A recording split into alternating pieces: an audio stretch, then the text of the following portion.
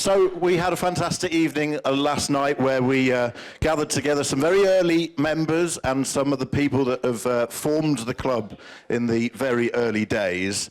But to sort of take us back really to where the club began, I'll just repeat a bit of a reminiscing, putting into context of the TR register from yesterday evening.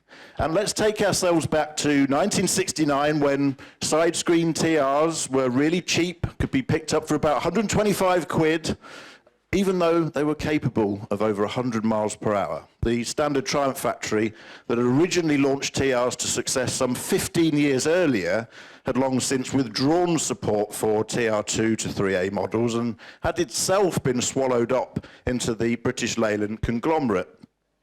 The factory's marketing-led club, their kind of loyalty club, if you will, the Triumph Sports Owners Association, had dwindled in the UK, and now TR owners were struggling to source parts.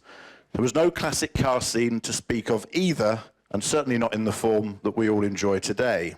Furthermore, there weren't the racks of motoring magazines that we enjoy today either. Rather, a handful of main titles existed, and only one covering all the main aspects of motoring as a passion, and that was Motorsport magazine.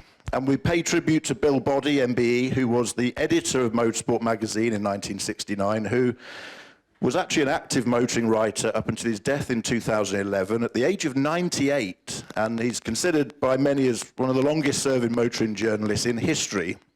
In November 1969, he published a letter from a Douglas Thompson from Edinburgh entitled A Triumph TR Enthusiast, and in that letter, Mr. Thompson told the story of his past year of TR3A ownership.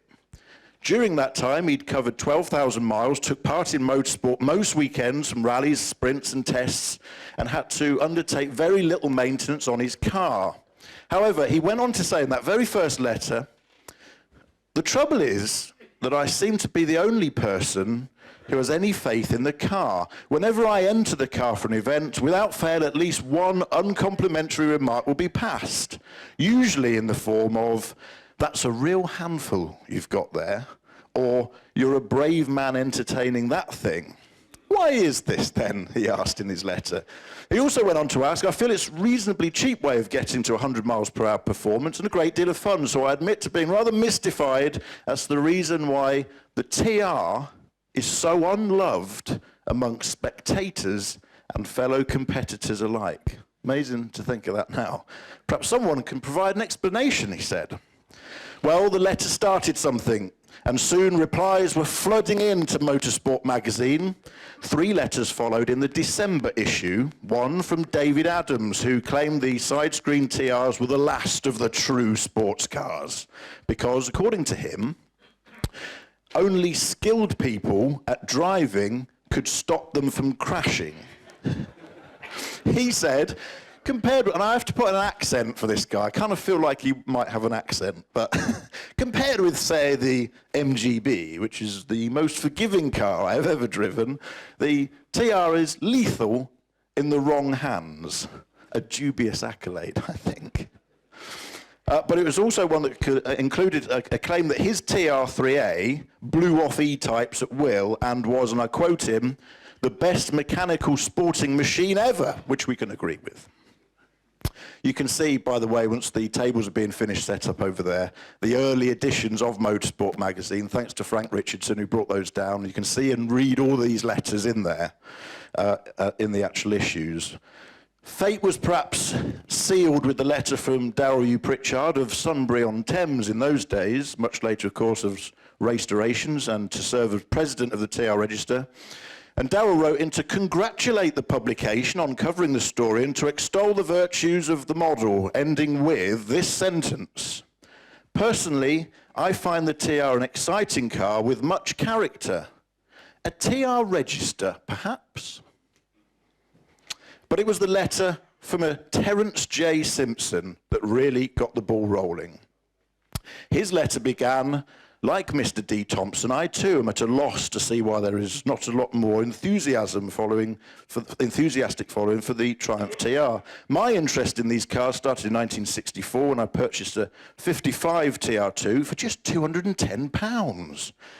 Terence went on to explain how exciting the car was to drive and how easy it had been to maintain, before ending with, "If there are any other TR enthusiasts around, I would be only too pleased to hear from them." This is the bit I like. "Regrettably, it seems that Mr. Thompson is the only other TR owner who shares my enthusiasm." He was about to get proved very wrong. The correspondence continued with March 1970 issue carrying a double-page spread of letters headed TR Enthusiasm. Such was the huge outpouring of correspondence that had arrived on Bill Body's desk at Motorsport magazine. The subject dominated the magazine's correspondence pages right through until the April of 1970, whereupon Bill Body said, "Enough," and called things to a conclusion. But meanwhile, Terry Simpson had taken his invitation to the next level and had, with his own money, placed adverts in Motorsport magazine and Exchange and Mart to invite replies from those who would like to form a much-needed club.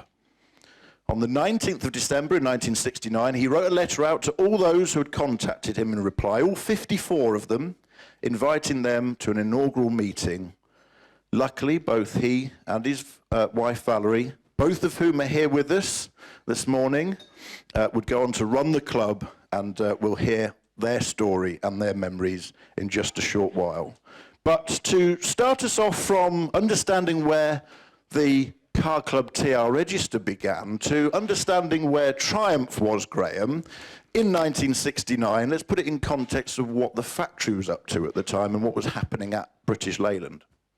If I get this microphone, can I hog it for the rest of the morning? Good morning, everyone. Graham Robson here. What was the question again? I wasn't listening, was I? What was going on at Triumph? Okay. In 1969, 1970 then, I had my time at Triumph as competition secretary.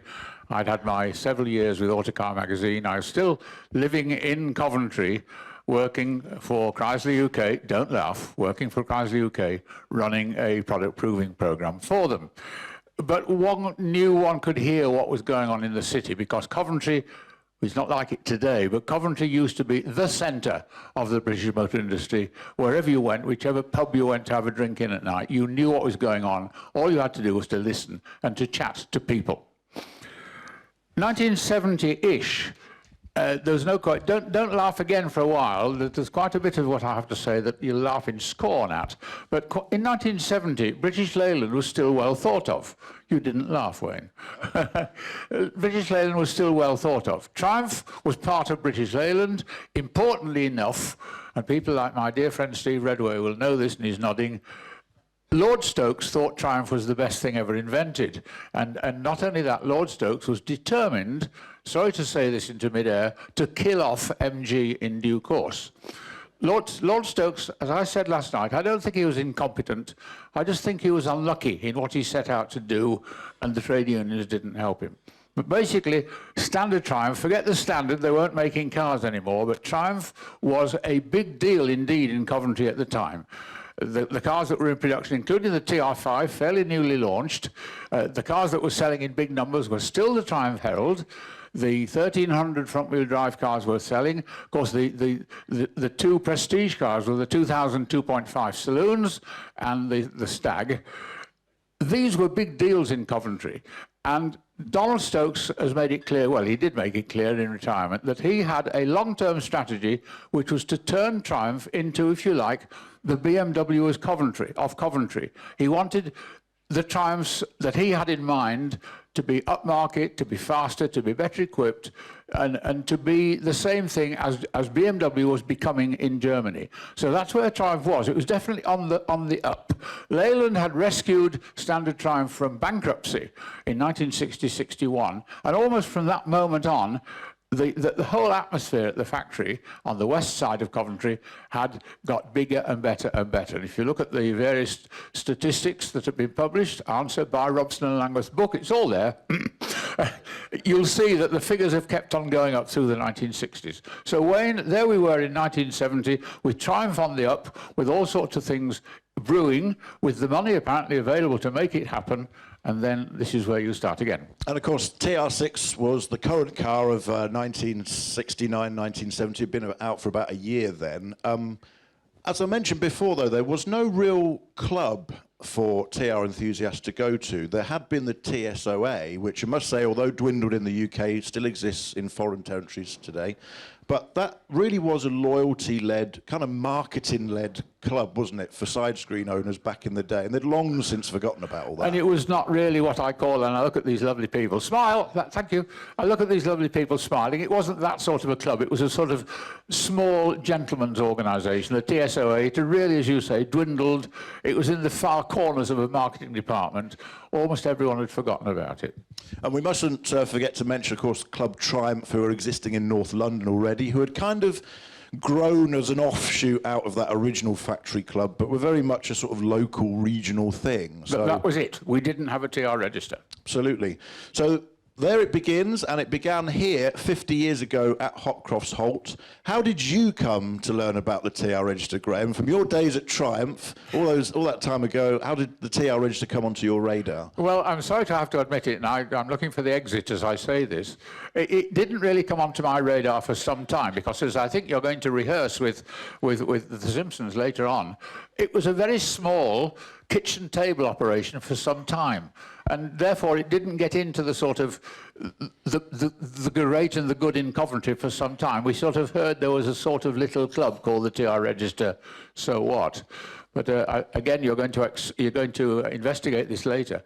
The original TR Register was only for side screen cars, and they had really been cast off into outer darkness for the engineers and the marketing people of Coventry. So it didn't really get much onto my radar until, well, maybe, shall we say, the fairly late 1970s. And the reason for that with me was that I was very much involved in motorsport at the time, particularly in marketing and reporting and things. And of course, these were the days when Triumph, not just TRs, but Triumph came back into motorsport in quite a big way, based on Abingdon, first with things like the Dolomite Sprints, Brian Coulter's driving, then the TR7s, and then, of course, the TR7 V8, of which there's an example outside. Once that began to happen, I suddenly thought, TR, Triumph, interesting. And I got interested in the TR register from that point. And you will find out, as you talk to the Simpsons later, that that's when the club really began to mushroom to get bigger.